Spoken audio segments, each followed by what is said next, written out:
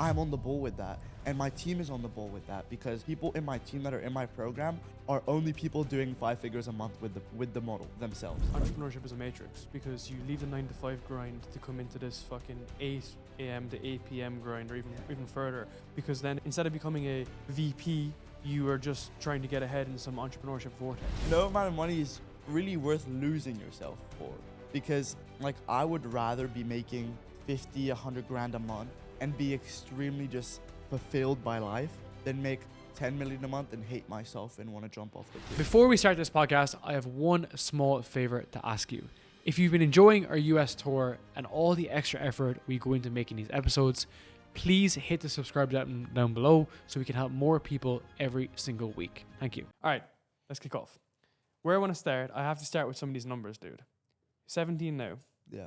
How much are you doing a month now compared to 16 and compared to when you're 15 years old? Yeah, so I'll start from when I was 15 and kind of build up to it, because it's a pretty interesting story. So when I was 15, I was doing multiple 6 figures, like 200 to 300 grand a month in profit off of Snapchat, which was like a method to make money online with short form videos. At 16, it all kind of went to shit and Snapchat died.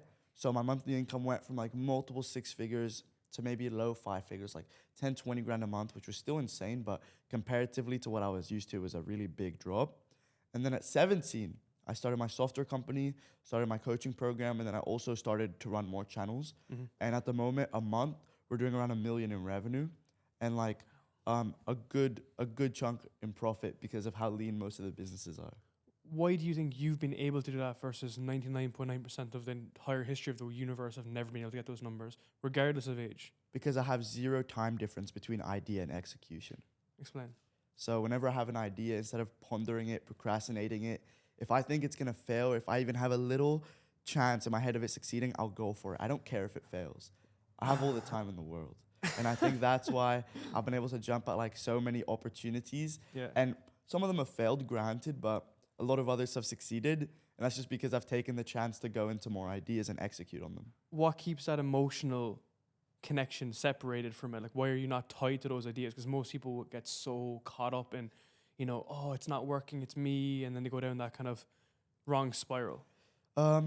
It's interesting because I do love all the ideas I come up with and I have some sort of attachment to them. But at the end of the day, I know whether this idea doesn't work, I'll make money with another one. So I'm not attached to making something work if I've exhausted every option into trying it.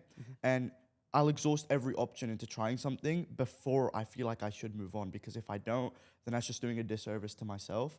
So every time I come up with an idea, I try to get every possible smart person I can to ask for advice. I try to execute on it as best as I can with the strategies I come up with. Everything that just someone would think of to execute on a good idea, I try to do. And thankfully, I'm not going to jinx it here, but my hit rate has been pretty good on ideas that have been successful. But it's also because I handpick my ideas really good. I get a lot of opportunities of like things that I could be doing all the time, but I don't because I'm very tunnel visioned on a very specific mission at the moment. And so every idea I come up with is kind of an expansion of that little circle that I have in mind. I think looking at you, one of the reasons why it's hit so well is because you understood content and marketing first. Yeah. And not understood it, like you literally mastered it. And most people never, like first time founders focus on product, second time founders focus on distribution. Yeah. You focus on distribution at like 14 years old in your bedroom, right? So now everything becomes easy, not easy, but you know, tracing back to when you were 15, like talk to me through those real grungy, hard moments where you were able to separate yourself. And now it's all open to getting marketing, to getting... This episode of Kickoff Sessions is sponsored by 10 Plus. I've been using 10 Plus in a hot tropical climate for electrolytes, for also hydration, keep up with training, and also my performance in my podcast and in my business. 10 Plus is actually designed to enhance performance specifically in tropical climates. The result is a potent blend of Indonesian ingredients that enhance peak performance and also taste awesome as well. I'm using 10 Plus every single day right now across their mango, citrus, orange, and pineapple flavor. You can order it directly in Indonesia by checking out the link right down below here. So check out 10 Plus and you'll be able to get access to a wide range of their products to enhance your performance, improve your hydration, and also be able to perform at a better level. Yeah, I mean, as well, when I was 15, I wasn't as well known for being good at what I did. It was more of me in the trenches working on my craft to try to get better. Yeah. And so it was a lot more of being like in a war every single day with what I had to do versus now. I was just constantly trying to prove myself when I was 15 to myself, but also to other people, because no matter what you accomplish, I mean, at 15, like I said, I was making good money with Snapchat, but no matter what you accomplish, people always attribute it to your age. So the amount of opportunities I got back then wasn't as good as now. The amount of people that respected what I did wasn't as good as now. And I think one that comes with maturing. So like, I think a good entrepreneur isn't made by the first success they have. It's by the second, third, fourth. They show that they can run laps consistently. And when I was 15, it was the first time I'd ever done it. So I understand why people would be skeptical, because a lot of people come in and out. But at the same time, at 15, I was honestly like the same person mentally in here than I am now. But people just have to catch on. What made you develop? What is that trait, and what made you develop it when you're so young? Like, dude, when I was 15, I was eating Cheetos in my fucking pajamas, playing Call of Duty, Modern Warfare 2, trick shotting on fucking Rust. Yeah, like, don't get me wrong. I did do that stuff as well, for sure. I wasn't just always trying to make money, but I didn't really attach it to making money. I attached it to enjoyment, and my enjoyment was making videos online. And that was my playing Call of Duty. That was my doing that, right? And so I'd have the bag of Cheetos whilst I made videos.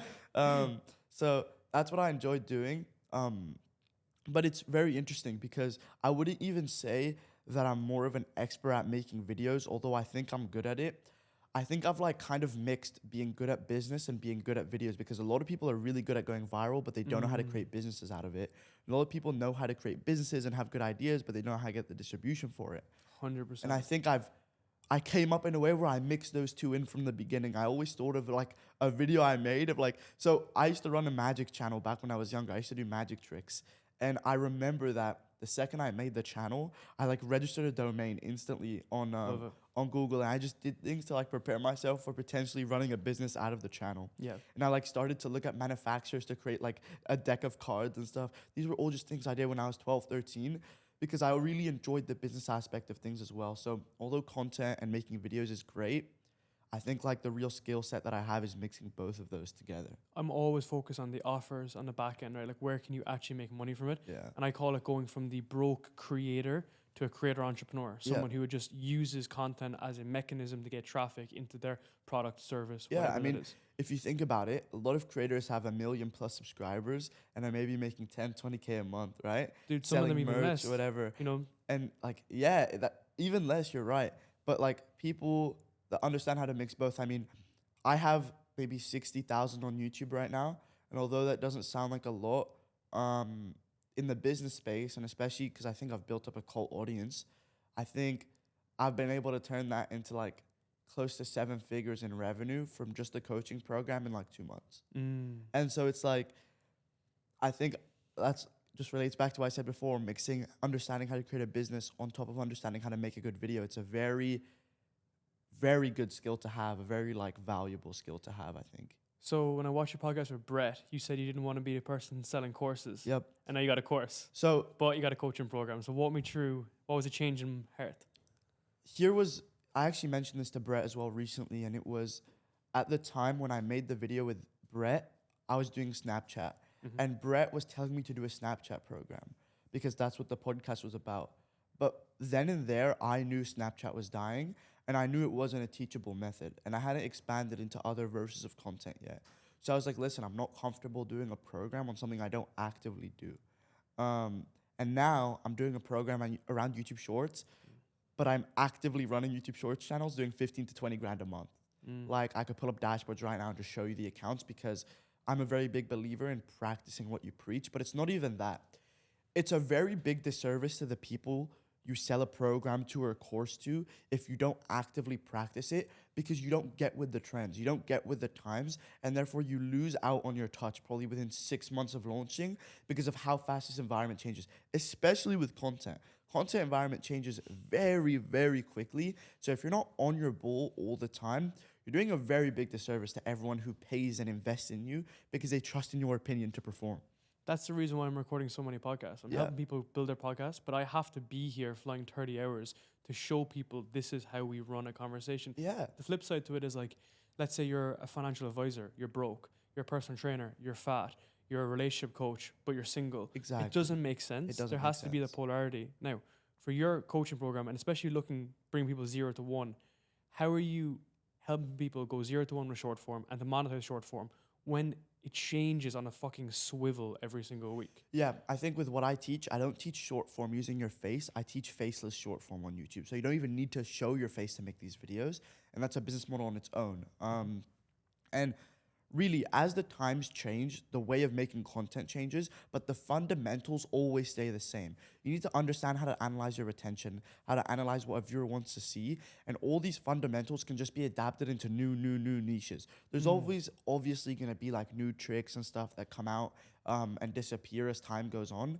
But like I said, I'm on the ball with that, and my team is on the ball with that, because people in my team that are in my program are only people doing 5 figures a month with the model themselves. And I've made sure of that because I think that's very important for every student. So like you said, bringing them from 0 to 1 is honestly, I'd say harder than bringing them from 1 to 2 and 1 to 3.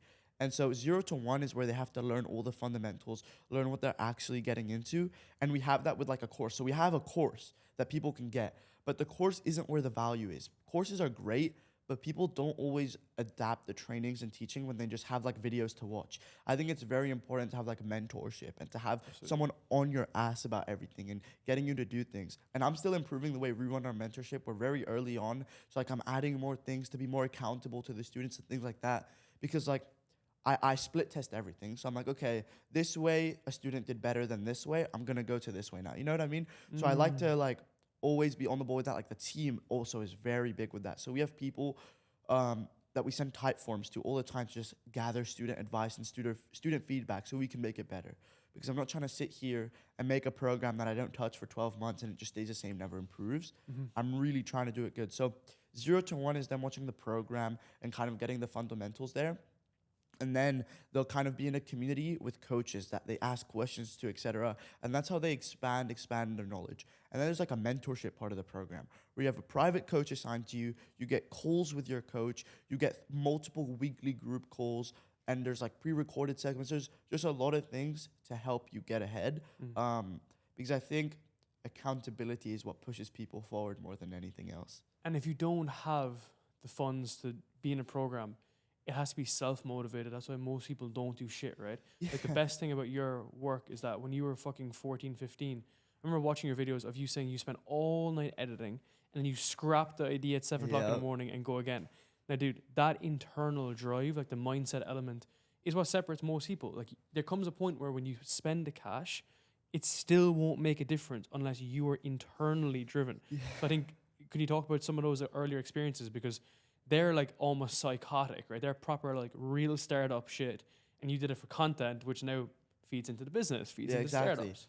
Like, I'm going to go into that to a sec. I just want to say before that, though, that what you just said about people who, no matter what, whether they invest or don't, some just will never do anything and some will. I have people from the audience who message me being like, I watched your free videos on YouTube, took a little piece of detail that you gave me, and I'm making $10,000 a month now. I love that. They've never bought anything from me. They've never purchased any of my products, but they were just motivated to do it. And that's the difference. There's people who, no matter what, they will just do it. They will make it happen. And it's okay if you buy a program, but if you're not motivated, nothing will help you. Whether you buy a program or you don't, you're never going to make it. It's just so simple. Like, it's that simple, honestly. But going back to me, honestly, I was not okay when I was younger, and I still think I'm not okay now. I'm just so obsessed with just doing this stuff. Like, I love it. And I think it makes it really easy to do it, because also really easy to scale these businesses and manage 100 things at once because I love it. But when I was younger and I saw the opportunity of Snapchat, it was the first time I'd ever gotten that big break. Because I feel like everyone works, and there's just this one inflection point in a lot of people's careers where it's just like, okay, I'm on an uptrend now. Like, it's finally starting to pay dividends. Like, I'm going like this instead of like this now. And that was Snapchat for me. I was editing, making a few $100 a month. Sometimes I was making a few thousand a month. It was amazing. But Snapchat was that jump from like low 4 figures to like 5-6 figures. And the funny thing with Snapchat is that so my first ever month of Snapchat in profit, I took home $125,000 and my partner took home $125,000. So I never went from like 2,000 a month to 10 to 20. I went from 2,000 a month to $120,000 a month. And that fucked me up. It's like crack. It was It's like social crack, but it was like, now there's no way I can throw this away. And so I went into overdrive mode. Like you wouldn't understand. Like, I stopped going to school even before I technically dropped out. I stopped seeing anybody. I stopped having social interaction. Like, I was all in. Like I would live and breathe. I would dream about the videos we would make the next day. And it was simply because I couldn't let the opportunity go to waste. And funnily enough, I honestly have no reason to be here. Like, a lot of the people that I did Snapchat with are nowhere to be found right now. They just hopped on their Snapchat, got the bag, and just never continued because they didn't know how to adapt. And a lot of people did that. And I'm just like, I was so persistent in doing it after Snapchat. I was not going to be a one-hit wonder on Snapchat. Well, brother, that's the reason why you don't win the game. You just don't quit. Exactly. That's what the infinite game is that everyone in not the online space, but everyone in the business space is like, I'm the best of this, I'm the best at doing this. There's no one that's the best. There's just people who just don't fucking quit. 100%. And therefore being in the arena is by virtue winning, if you want to put a parameter on it. But for you, you just constantly just kept on working on it. Yeah. And my question for that is, did you ever feel like depressed on the other end of it? Of course. There were a lot of times I was like, fuck this. Like, what am I even doing? Like, what is this even worth it? Because in business, you have very high highs and very low lows. And so there's no medium. I've never found a medium before. And that's simply because, like, I feel like I'm at war. So there's never any medium. It's either I'm like, everything's going amazing and I need to now keep the boat afloat, or everything's going to shit and we need to keep the boat afloat. And so it's like I've never really had like this time where it's just been bliss. And it's been like, whoa, like, I could take a step back now. I always feel like something is going wrong and I have to sort it out. And so I have been depressed. Like, I wouldn't say depressed. I've just been sad in the moment because I've never had long periods of just being always sad. But I've been sad in the moment where it's been like, bro, the stress isn't worth it. Like, I just want to relax for a little bit. Like, please just let me relax. Because I had a big jump from being a normal kid to not a normal kid. Like, I still... Thankfully, like, I still have all my friends from when I was like 3, 4, 5 years old, like very young. So they don't do anything with business, and it kind of keeps my brain sane, where it's like I don't have to think about all the worries and problems when I'm with them. We're just talking about regular stuff, and that's how it always was when I was growing up and how it is now when I'm back home.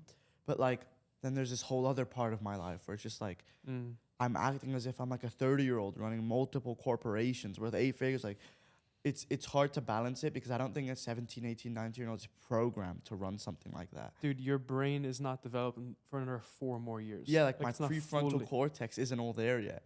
And that's why I think for you, there's definitely a balance on the personal side that you just need to be cautious of, which is the fact that, like, now that you're super wealthy, you're influential, you have the authority, you have the network of people, like, don't let anyone take that from you, because like that's what happened to me, right? Like, people you won't even believe will try manipulate you, try to use your... Like, I'll give you my example.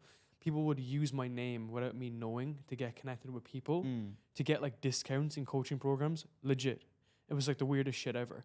And then there's more extreme stuff then where people would want cash from you and whatnot. Yeah. Just something to be mindful of, because when you're moving so fucking fast, you're thinking like, yes, up, up, up, up, up, up. But there's someone else... Okay, the better way to put it is that you've developed to be a person to be able to make $1 million a month. But the people around you have not developed to make 10K a month. Therefore, they're coming at situations with a different mindset.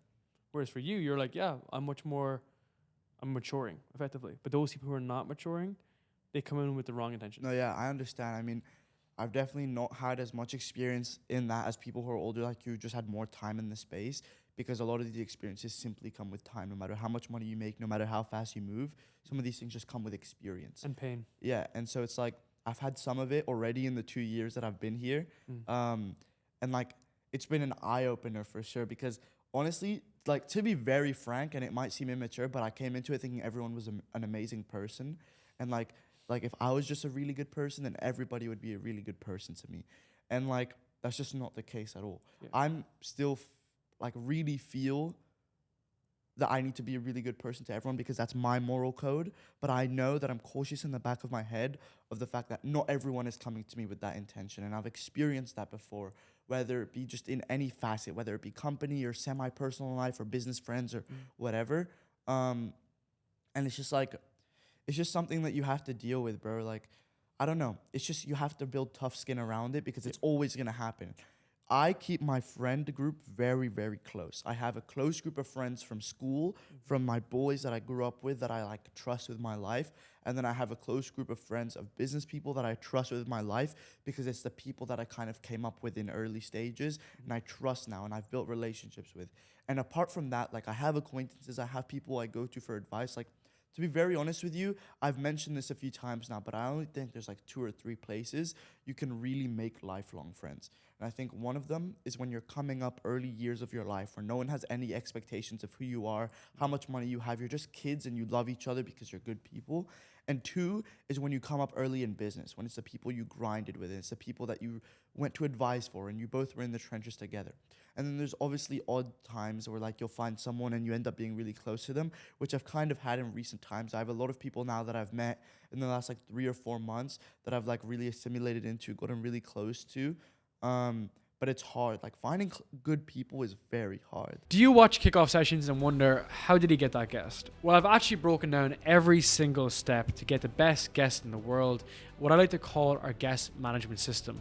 This is a step-by-step tutorial with templates and scripts as to how I get the best guest in the world every single week. If you want to see guests like Luke Belmar, Justin Waller, Justin Welsh, Matt Gray, and many, many other people, follow the link down below in the description and I'll give you the exact system we've used to get over 250 guests and generate over 40 million views on Kickoff Sessions. So click the link down below and I'll give you the system right now. And I think the people that you meet now are similar to you because you're on the same trajectory. Exactly. Similar, you're interested in content and business and whatnot, but it's the people in the beginning. And like that's the trouble, especially with dating, right? Is because guys are like, oh, I'm going to wait till I become wealthy. But when you become wealthy, you view relationships and people differently. That's very true. Because you think the people are coming to you. It's the optics, right? And I like to say, like, if you're like this rich dude in Dubai or Miami, the chicks you're getting and attracting are the wrong people that you're trying to attract. 100%. Whereas like me and Elisa are married. We met 5 years ago. I had minus $5,000 in my bank account. She was the one who told me to start a podcast. She was the one who told me to start a business, right? And we kind of grew together. And that's back to your growth at the same line, right? Because that's the other side of this. You know, this is the other side of the game, is the fact that when you get 2 mil a month, you want to be there and not depressed out of your head and fucking suicidal, right? Because that's what happens if it's not well constructed. No amount of money is worth having good, like losing that hair. I really like this hair.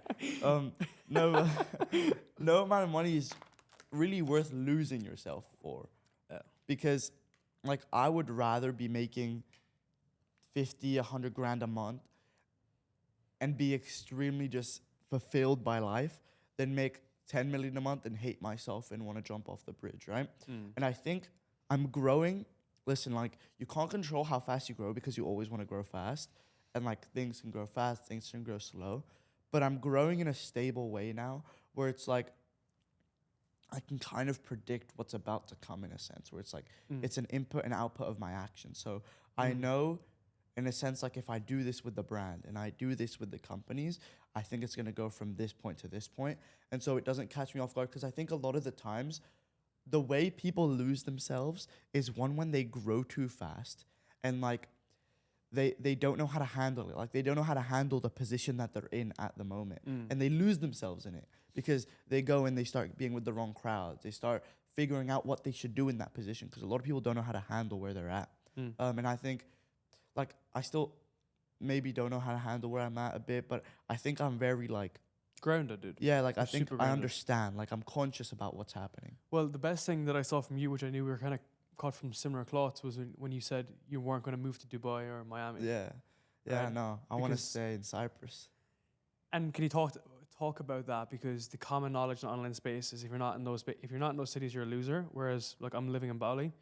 There's a lot of killers there, man. There's a lot of guys doing a lot of great stuff, but people value the other side too. Do you get me? It's I not get growth at all cost. it's like, yeah, like we can have a really good standard of living, exceptional standard of living, probably one of the best in the world, and not be fat, broke, bald at the same time. Yeah, like I think the reason I want to be in Cyprus was for a couple reasons. I've been to Dubai, I've been to Miami. Miami is terrible. Like, honestly, I just don't enjoy it. But when you go to these places, it's like a whirlwind of everybody trying to catch up with each other and everybody being fake because they need to get on top of the next person, and just nobody there has friends. Nobody there really likes their peers. Nobody there has like a fulfilled life. It's all about just getting ahead and just like, and that can be good because some people operate really well like that. But the way I run it is I stay at home. I have my home base in Cyprus. I live with my brother. We live in a very nice apartment. Like, we live a very good life in Cyprus. And a lot of people don't understand that Cyprus is a very nice country. Very modern. There's billionaires in Cyprus. It's becoming a very big hub. But regardless, I live in Cyprus. Quality of life is amazing. Really amazing. The food is great. The quality of just people, good people there. And I'm like in pretty much Central Europe. I'm a 5-hour flight from anywhere in the European sphere. I'm maybe a 10-hour flight or like 11, 12-hour flight from America, which is fine with me. It's not that crazy. And I can travel. I have the luxury to be able to travel whenever I need. Yep. So I'm around like 6 to 7 months in Cyprus a year. And then the rest I'm kind of bouncing about between places like Los Angeles, I'll be in London, I'll be in Dubai, but I won't be in these places as my home base. Yep. I'll be in these places as a place to visit, extract the value I need to extract, meet the people I need to meet, and then get out. And I think that prevents me from falling into that trap. And it's also the thing where a lot of people think you need to be a small fish in a big pond to get ahead, which can be true, but I find that having just a peace of mind where I don't need to focus on anybody else, people always asking me to go out, people doing drugs, people doing this, that, the third, just focus on what I need to do in Cyprus. I'm around family, I'm around good friends, and when I need to travel, I travel, and I see people, and then I just come back home. Have you been watching these episodes and really wanting to grow your own podcast? Do you not know where to begin and you feel stressed, overwhelmed, and under pressure? Are you tired of wasting time, money, and energy to actually create the perfect episode? That's where Voix comes in. Voix is a done-for-you agency where we produce and edit your podcast. We grow the show on autopilot, and we also monetize the show through your products and services. We've helped over 50 podcasts to grow and monetize their show. We've also given them back hundreds, if not thousands of hours to be able to focus on the right things in their business.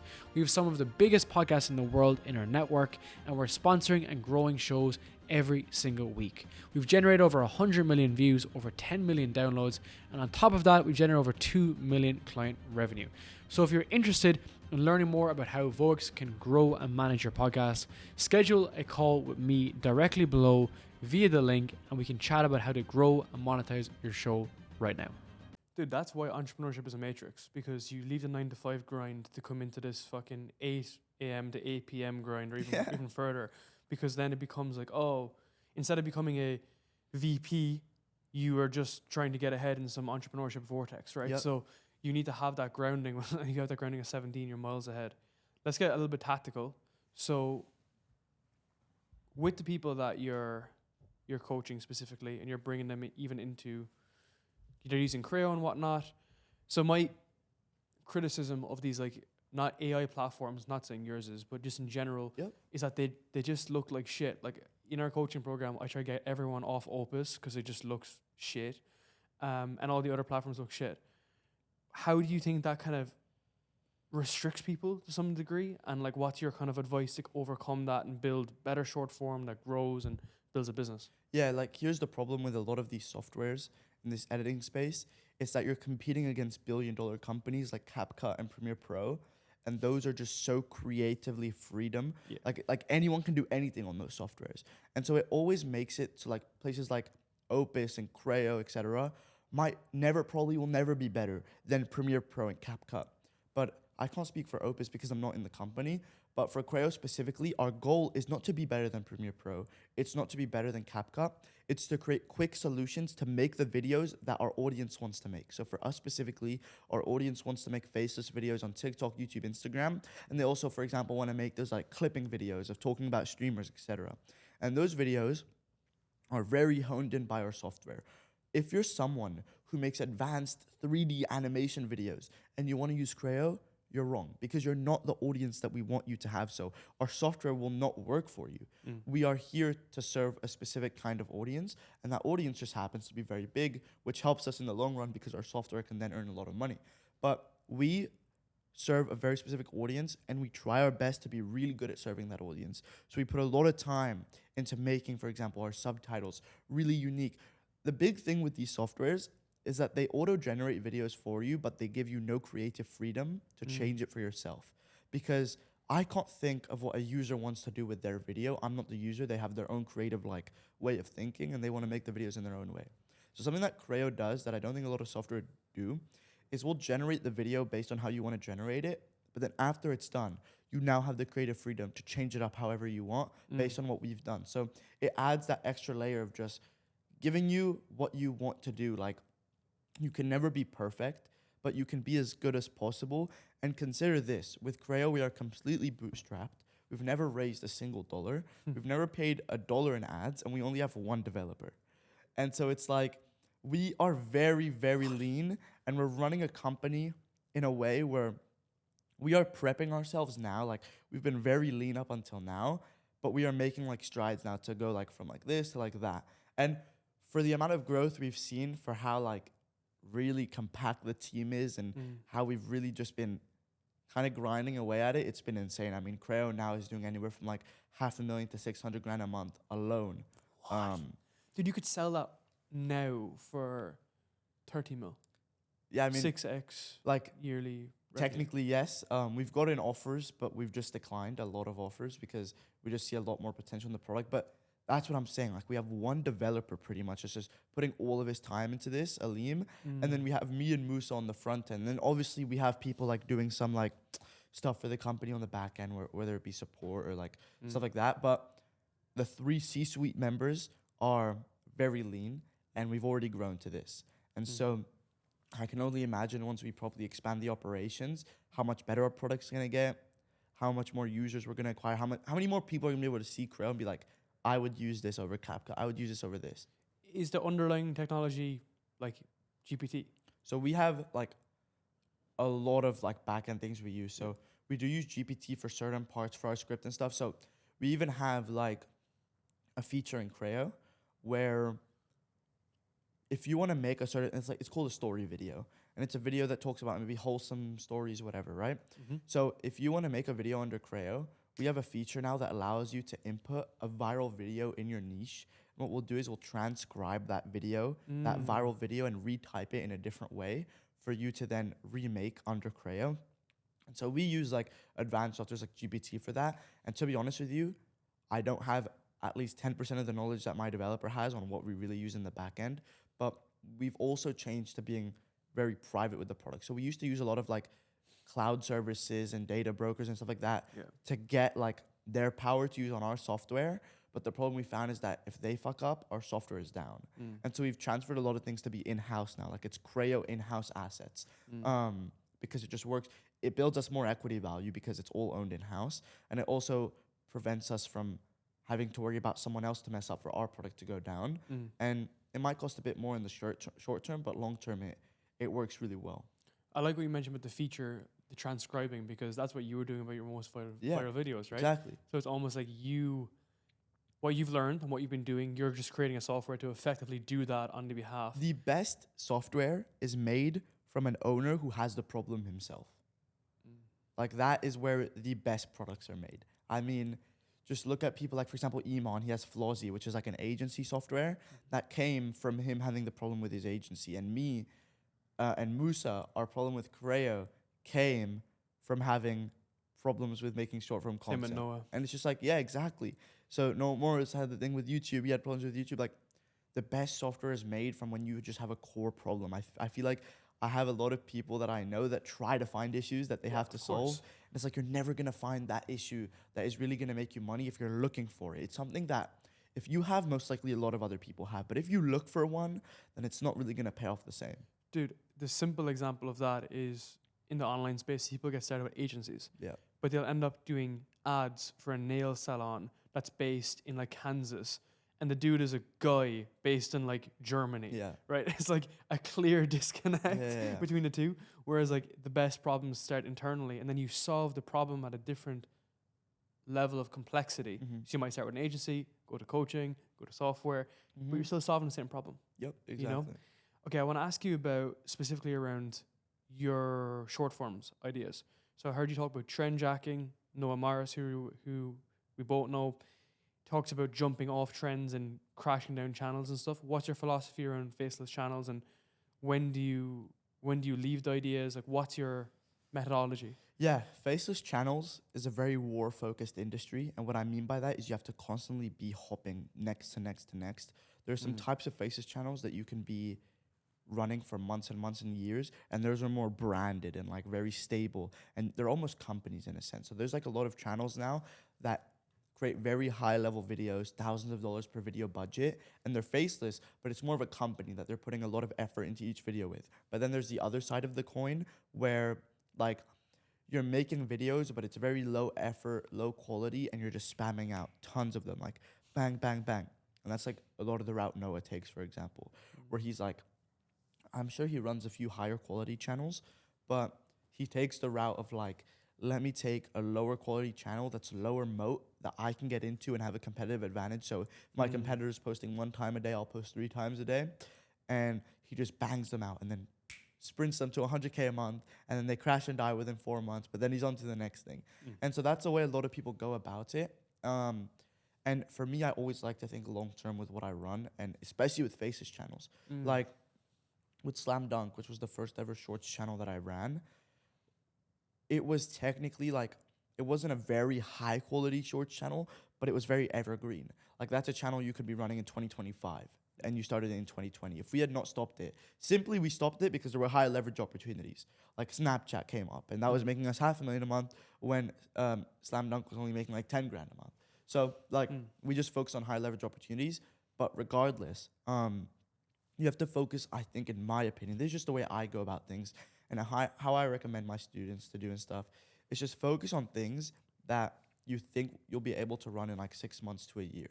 Because especially with YouTube, YouTube is a company backed by Google, which is just a massive, just like behemoth. And like, unlike TikTok, where it's always the risk of getting banned and things like that, I feel very safe putting a lot of my eggs into YouTube because I only think it can go up from here. And if billion-dollar companies are putting their eggs into it, why shouldn't I?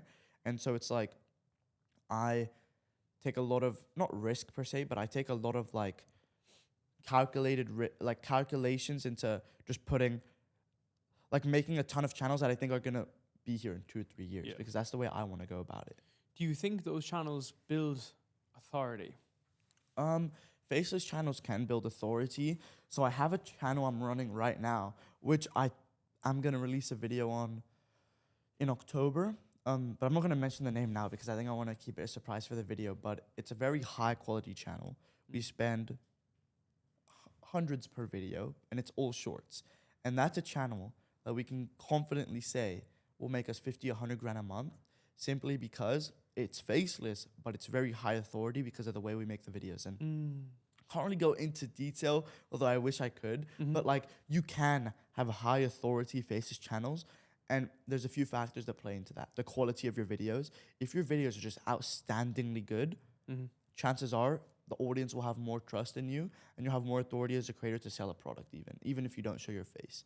And another thing is just being better than the competition. Like, people really don't like fathom that if you can just be like a few % better than your competition and they're already performing well, you have a very high chance of performing well. Like, when I tell you that some of the most viral ideas from Slam Dunk were taken from other videos that went viral, like, I really mean that. Our most viral video with 90 million views was taken from a long form video that we thought would be turned interesting if we made it into a short.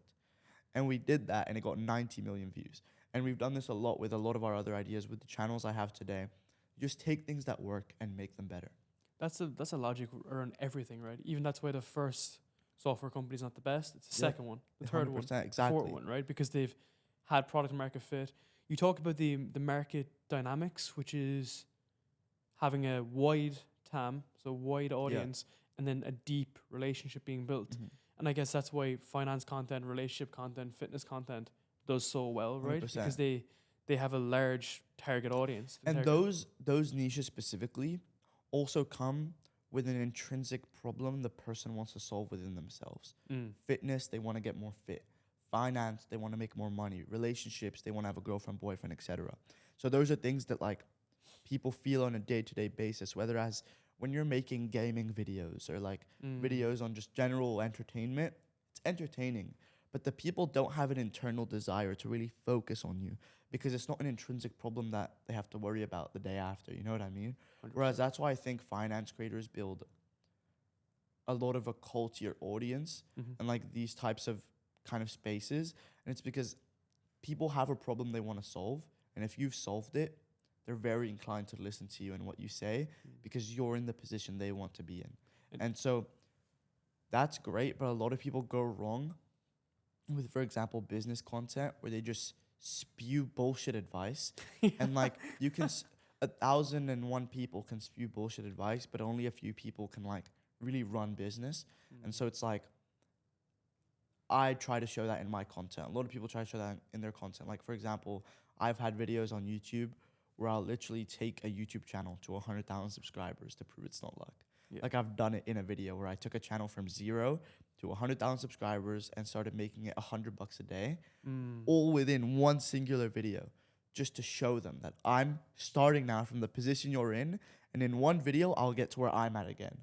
Well, let's talk about that because that's about showing the receipts, being the authority figure with actual examples. Exactly. But the first example has to be you because you have to do it for yourself before you do it for anyone else. I think that's where a lot of the shady shit in online space comes from because people are like, did the guy actually make 300K a month? Yeah. Or is his software company actually doing 10 million a month? Because there's no proof. You know, and that's what you've been able to document really well. So how are you going about building your brand now? So it's 60K where you're at. And now you've done all Faceless channels. You've gone crazy numbers for those. Is a plan to go really large with your own brand? I'm going to be the biggest in the business space within 2 years. Bold claim. Tell me how. So I'm in a position that I feel no one else is. I'm 17 and I'm really running, just quite frankly, I think, like versus a lot of the big people you see in the space that frame themselves to be very big, I think I run just bigger companies than them, quite simply. And I have just I actually do it. You know what I mean? I actually do it. And so I think that's just something that people don't do. People don't actually do it. And so apart from that, I think I have a very good eye for like I could go into so many different things. It's just that I feel as though I can make content that relates to a larger audience a lot better than I think anybody else. And I've been, like, I talked about this yesterday, but I've been split testing how I want to run the brand these past few months. And it's been, do I want to output more consistent videos and just spew value and just like do this and that generic? Or do I want to do something that people haven't seen?